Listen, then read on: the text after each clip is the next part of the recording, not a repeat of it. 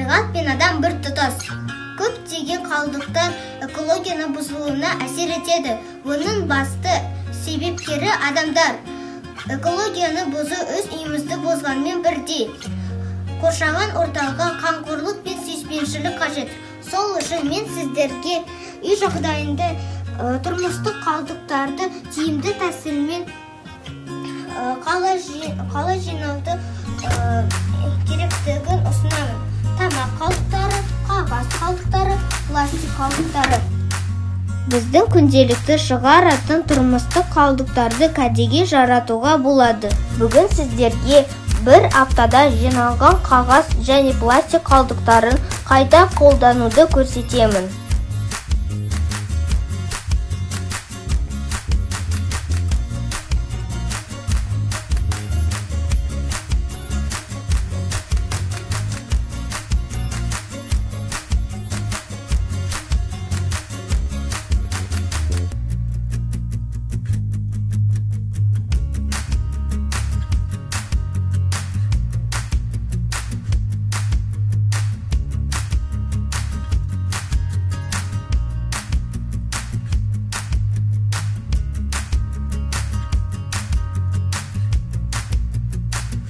Міне осылай біз қағаз және пластик қалдықтарынан үйді безендіруге арналған заттар жасай аламыз.